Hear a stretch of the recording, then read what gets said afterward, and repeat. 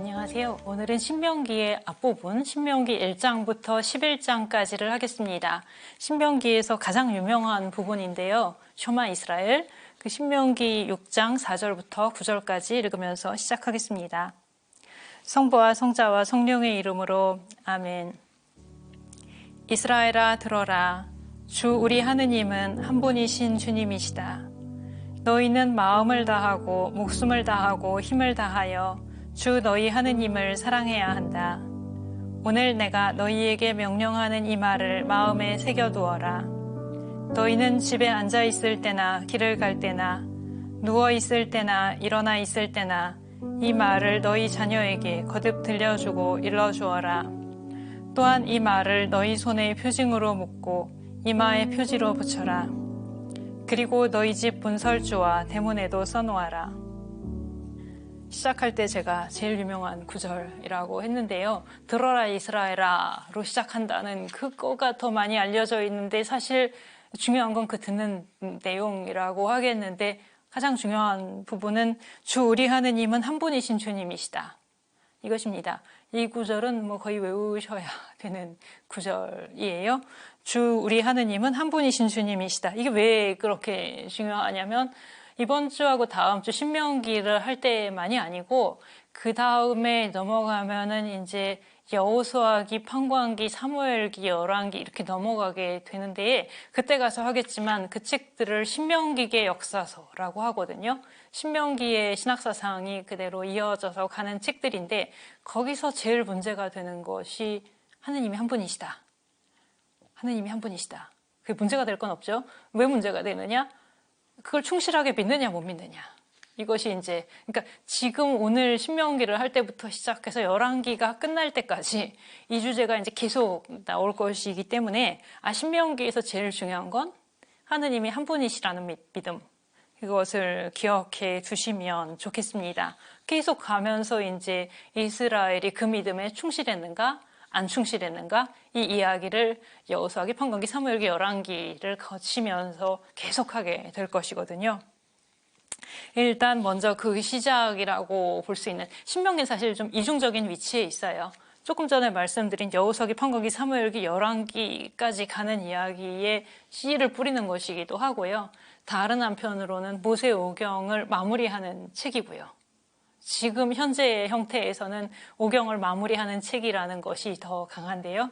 그래서 모세가 이스라엘 백성을 이집트에서 인도에서 나와서 쭉 광야를 거쳐서 시나이를 거쳐서 다시 광야를 거쳐서 모압 평야까지 와서 그러니까 강만 건너면 들어가는 이게 마지막 단계에 와 있는 것이고 신명기는 모세의 유언이라고 말을 할 수가 있습니다. 모세가 죽던 날에 모압 평야에서 모압 땅에서 하루 동안의 한 말로 되어 있어요. 그 34장까지 있는데 그게 하루의 한 말로 되어 있는 것이에요. 물론 34장 모세의 죽음 이런 부분이 있지만 어떻게 표시가 되냐면 1장에서 이스라엘이 이집트를 떠난 지 40년째 되던 해 11째 달 초하룻날에 모세가 백성에게 이러이러한 이야기를 했다라고 시작을 해서 32장에 가면 바로 그날에 아까 1장에서 말했던 바로 그날이죠. 바로 그날에 하느님이 모세에게 그 땅을 보여주시고 하느님이 말씀하시는 대로 모세는 드보산 피스가 꼭대기에 올라가서 죽었다. 신명기 34장에서 이렇게 되어 있습니다. 그래서 모세의 유언이라고 말을 할 수 있겠고 또 하느님이 이미 오경의 앞부분, 다른 부분에서 알려주셨던 그 율법의 내용들을 모세가 다시 한번 백성에게 일깨워주는 책이라고도 말을 할 수가 있겠습니다.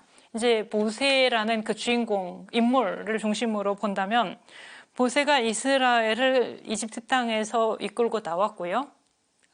이집트 땅에서 종살이 하던 이스라엘을 거기서 데리고 나와서 40년 동안을 이제 거쳐서 출애굽 과정을 거쳐서 왔고 모세 고생 많이 했죠. 백성이 막 불평을 할 때 이집트로 돌아가자 이집트에서 죽었더라면 이야기할 때 그거를 계속 다시 일깨우고 또 백성이 불신을 보일 때 하느님께 다시 백성을 위해서 전구를 하기도 하고 그런 표현도 나와요. 이 백성을 품에 안고 간다는 표현도, 모세가 품에 안고 간다는 표현도 나오고 하는데, 그렇게 살았던 모세가 이제 마지막에 요르단 강을 건너서 그 땅을 들어가기 직전에 저 강을 건너서 땅에 들어가면 이렇게 살아야 한다라는 것을 강 건너기 전에 마지막으로 알려주는 것이에요. 다시 한번. 그러니까 새로 알려주는 건 아니에요. 앞에서 있었던 하느님이 말씀하신 것들을 강을 건너기 전에 마지막에 40년을 마치는 시점에서 다시 일깨워주는 것이라고 말씀드릴 수 있겠습니다. 하느님이 처음에 알려주신 거는 시나이산에서 알려주셨고요. 그런데 그 이후에 지금 시간이 많이 흘렀잖아요. 그때 있었던 사람들이 거의 다 죽고 뭐 하는 과정을 거치면서, 근데 저 땅으로 들어갈 새 세대에게 알려주는 것이라고 할 수 있겠습니다. 광야에서 죽은 그 세대가 아닌 요르단강을 건너서 들어갈 새로운 세대에게 그 땅을 건너서 들어가면 어떻게 살아라 라는 것을 알려주는 것인데, 어떻게 살아라에서 핵심이 무엇인가? 하느님이 한 분이시다. 하느님이 한 분이시다. 주 우리 하느님은 한 분이신 주님이시다. 여기 약간 번역문을 볼 때 한계가 있는데, 여기 주라고 되어 있는 것이 사실 야훼여서 우리한테 하느님은 야훼라는 그 한 분이시다. 그 한 분밖에 없다. 이 얘기가 되겠습니다. 1대1 유일한 관계. 이스라엘한테 여러 신들이 있는 것이 아니고 오직 야훼라는 그 한 분 하느님만이 계시다. 이것을 이야기하는데요. 우리가 앞에서 창세기에서도 그렇지만 특히 탈출기를 하면서 계약이라는 것에 대해서 많이 보았었는데요. 시나이 계약. 신명기에서 계약이라는 개념이 매우 중요하고, 개념적으로 뿐만 아니라 신명기라는 책 전체가, 책의 구조 전체가 하나의 계약처럼 이렇게 되어 있습니다. 물론 그 부분 안에 커다랗게 율법 부분이 있는데, 율법 부분은 다음 주에 볼 거고요. 그 율법 부분을 포함하는 전체 책의 구조가 계약의 양식으로 되어 있다는 것이에요. 고대에 두 나라 사이에 계약을 맺는 일들이 많이 있는데, 그러니까 주종 관계를 맺는 거죠. 거기 주의 위치에 있는 나라가 있고 종의 위치에 있는 나라가 있고, 그런 계약을 맺는데 거기 보면 일정한 순서들이 있어요. 처음에 이제 머리말 시작하는 말이 있고, 그런 다음에 이제 이 강대국 쪽에서 우리가 너희한테 이러이러한 은혜를 베풀어 주었다, 이런 게 나오고, 그러니까 이제 우리는 이제 계약 관계를 맺어가지고, 그렇게 되면 이제 이걸 맺고 나면 거기에 따르는 규정들이 있게 되고, 그리고 여기 주변 다른 나라들이라고 그랬는데, 그런 나라들에서는 여러 신들을 믿었기 때문에 증인이 되는 신들이 이제 쭉 나오고, 그리고 축복과 저주. 지금까지 우리가 그 이야기 별로 안 했는데, 법전이 있으면 그 뒤에 되게 축복과 저주가 있어요. 그 법전에 나오는 대로 살았을 때는 축복이 있고, 그렇지 않을 때는 저주가 있고, 이 문제는 이제 이따가 끝 무렵에 다시 나오게 될 것인데, 계약들이 되게 이런 형식으로 되어 있는데, 신명기도 전체 짜임이 그것과 비슷하게 되어 있다는 거예요. 그 중에서 우리는 뒷부분을 먼저 말씀드리는 게 쉽겠어요. 다음 주에 12장 이후를 볼 건데, 12장부터가 법전이거든요.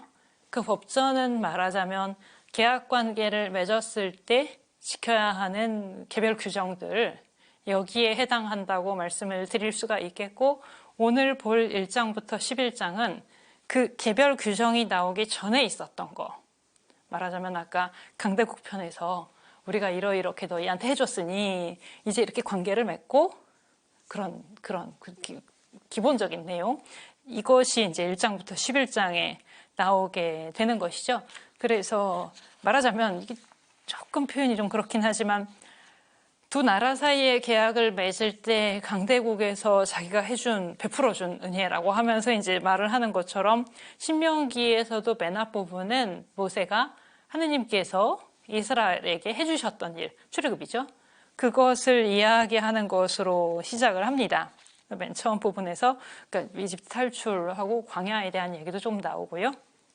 그 다음에 이제 하느님이 한 분이시다. 우리가 시작할 때 읽었었던 6장이나 아니면 그 앞에 있는 십계명 같은 부분들도 여기 이런 기본적인 내용들에 해당하는 게 되지요. 그것이 이제 오늘 볼 부분들에 나오게 되고, 그 다음에 이제 다음 주에 볼 법전에 해당하는 개별 규정 부분들, 이렇게가 나오게 됩니다. 축복과 저주는 그 맨 끝에 나오고요. 이렇게 되어 있는데, 신명기에도 십계명이 나오고요. 십계명이 오경 안에서 2번이 나오는데, 탈출기 20장에 한 번 나왔고, 지금 신명기 5장에 다시 한 번 나오게 되고요. 십계명에도 여러 계명들이 있고, 또 법전에 가도 여러 가지 계명들이, 다양한 계명들이 있게 되는데, 여러 가지 법규 이런 것들이 있게 되는데, 거기서 신명기에서는 핵심이 뭐냐? 하느님은 한 분이시다. 그러니까 그 한 분이신 한 분만을 사랑해야 된다. 하느님 야훼 한 분만을 사랑해야 한다.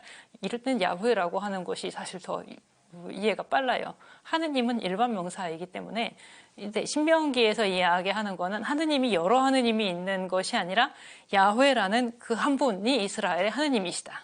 하느님은 야훼라는 한 분이시다. 그러니까 한 분이시니까 온전히 그 야훼만을 사랑해야 된다. 이게 핵심이고, 여러 계명들은 그 바탕이 다 뭐냐? 어떻게 그 한 분이신 하느님만을 사랑할 것인가? 한 분이신 하느님만을 사랑한다는 것은 어떻게 실천하는 것인가? 그 얘기를 하는 것이 되겠습니다. 그러니까 하느님은 한 분이시라는 이야기를 하고 바로 이어서 나오는 것이 6장 5절이지요. 너희는 마음을 다하고 목숨을 다하고 힘을 다하여 주 너희 하느님을 사랑해야 한다. 다음 주에 12장 법전을 넘어가면 법전에서 제일 먼저 나오는 이야기가 하느님께 드리는 예배를 여러 군데서 하는 게 아니고 한 군데서만 드려야 된다. 그게 나와요.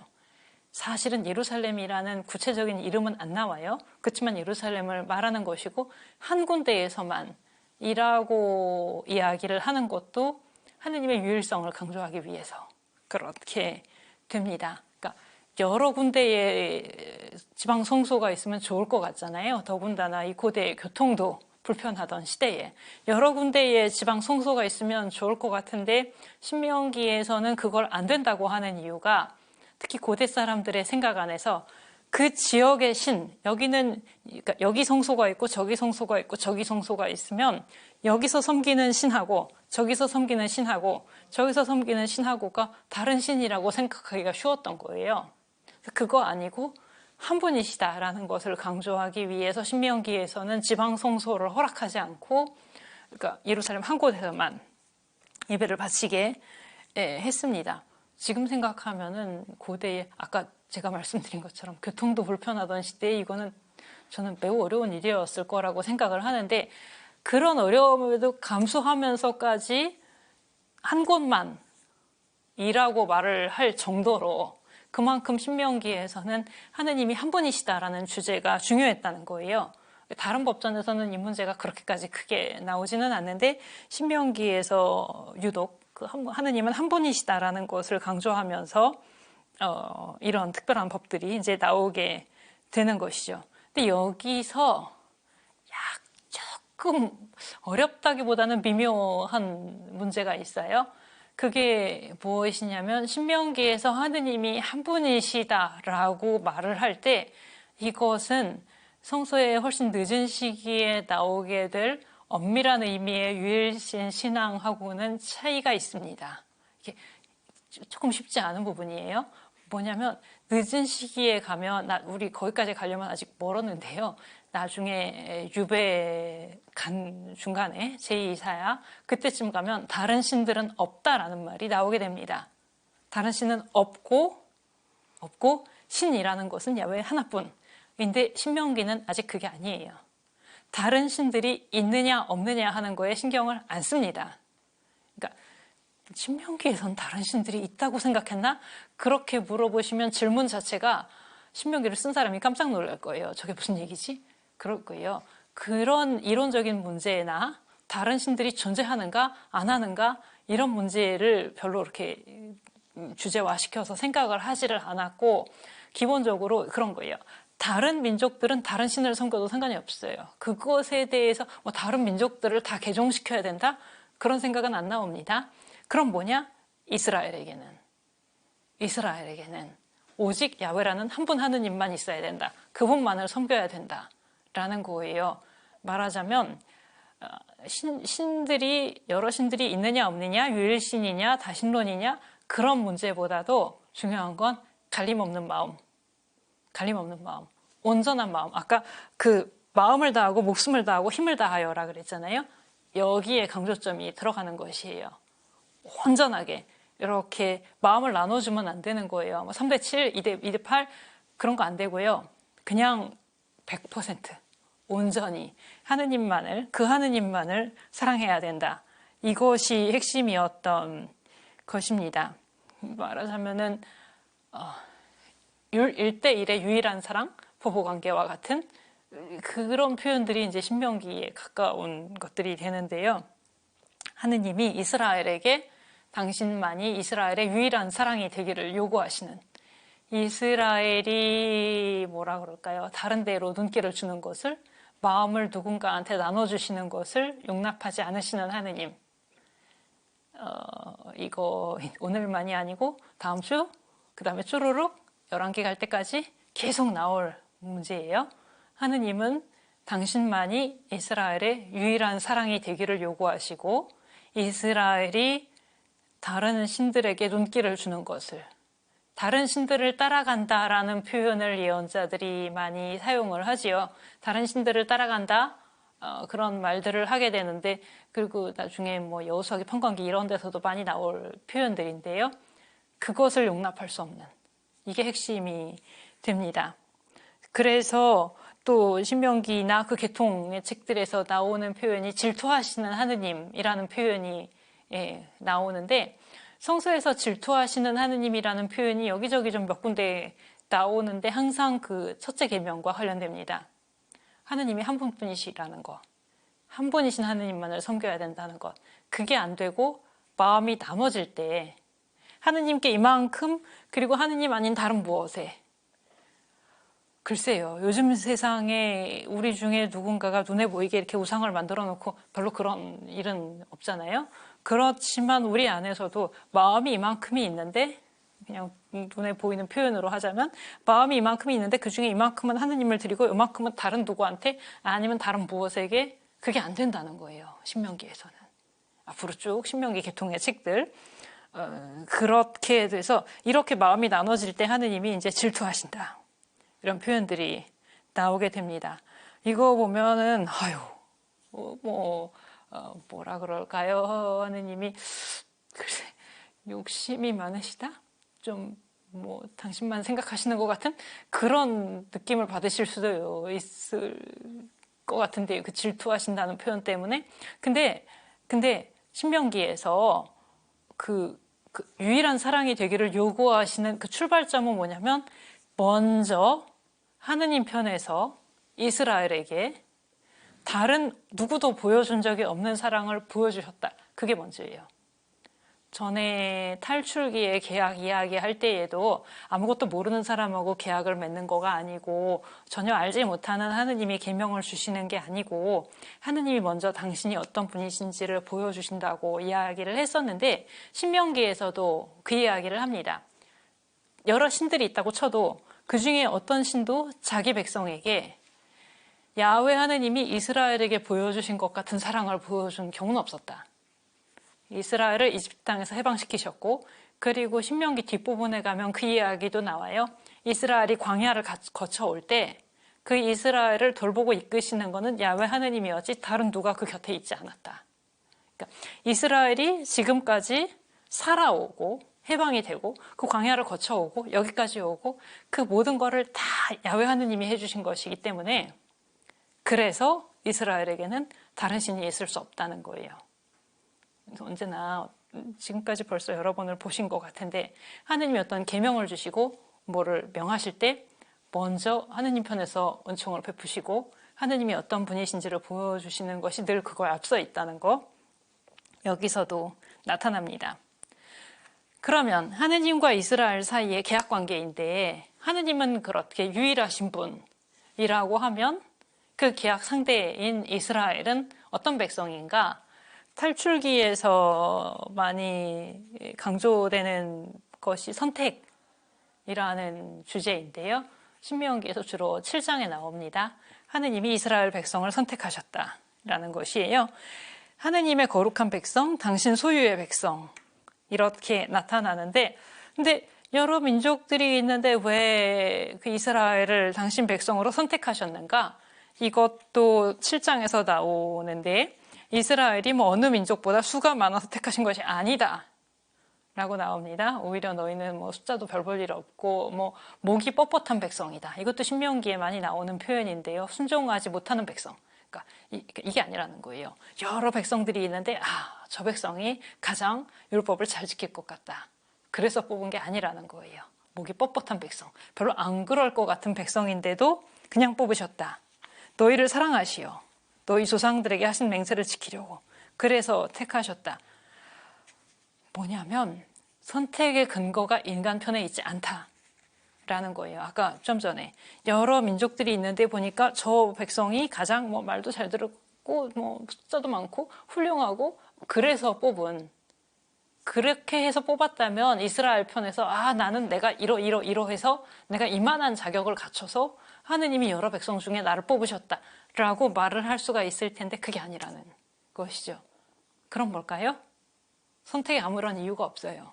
그냥 하느님의 절대적인 자유, 하느님의 자유, 하느님이 이스라엘을 사랑하셔서 선택하셨다. 그렇게 설명이 됩니다. 설명이 된다고 말할 수가 없죠. 설명이 안 되는 거예요. 설명이 안 되는 하느님의 그냥 절대적인 자유. 이렇게 또 설명이 된다고 말을 하고 있는데, 하여튼 그게 신명기 7장에서 이야기를 하는 것이고요. 하느님이 이스라엘에게 그렇게 해주셨기 때문에 이스라엘 편에서 그에 대한 응답으로 그 한 분이신 하느님만을 마음을 다하고 목숨을 다하고 이렇게 사랑해야 한다. 이런 이야기가 나오는 것이 됩니다. 그리고 이제 이 계약 관계에서 하느님이 있고 이스라엘이 있어서 한 분이신 하느님이 있고 선택받은 백성 이스라엘이 있고 그 사이에 계약이 맺어지고 계약에 충실하면 축복이 있게 되고 계약에 충실하지 않으면 저주가 있게 되는데, 신명기에서의 또 하나의 특징이 그 축복이 땅으로 나타난다는 거예요. 땅으로 나타난다는. 그래서 신명기의 맥락 안에서 이야기를 하면 이렇게 되지요. 모세가 이야기를 하는 거예요. 너희가 이제 저 강을 건너가서 저 땅에 들어갈 것인데, 하느님이 저 땅을 주실 것인데, 너희가 하느님께 충실하면 그 땅에서 계속 살 수 있을 것이고, 그런데 하느님께 충실하지 않으면 그 땅에서 살 수 없을 것이다. 축복과 저주가 갈라지는 문제가 되는데, 이스라엘의 땅이라는 문제는 매우 민감한 문제가 될 수도 있어서 말하기가 쉽지 않은데, 신명기만 가지고 이야기한다면 사실은 신명기가 다 완성된 거는 이스라엘이 땅을 잃어버렸을 때였습니다. 이스라엘이 땅을 잃어버리고 나서 우리가 저 땅을 왜 잃어버렸을까? 그런 질문들이 이제 신명기 29장에 나오거든요. 왜 주님께서 이 땅에 이렇게 하셨는가?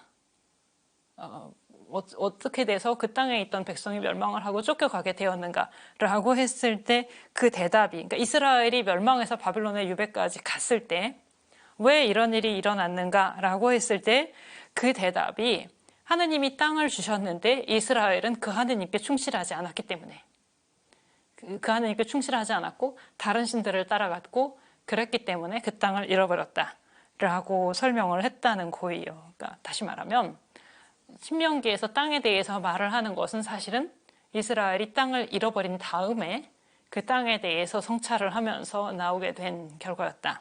이렇게 말씀을 드릴 수 있겠고, 오늘의 핵심은, 그리고 앞으로 당분간 계속 나올 문제는 하느님은 한 분이시다.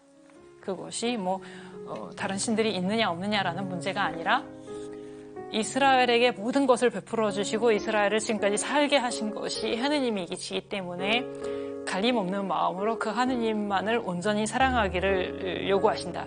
이것이 신명기의 앞부분의 주제라고 말씀드릴 수 있겠습니다. 다음 주에는 어떻게 그것이 구체적인 법전 안에서 나타나게 되는지 보도록 하겠습니다. 감사합니다.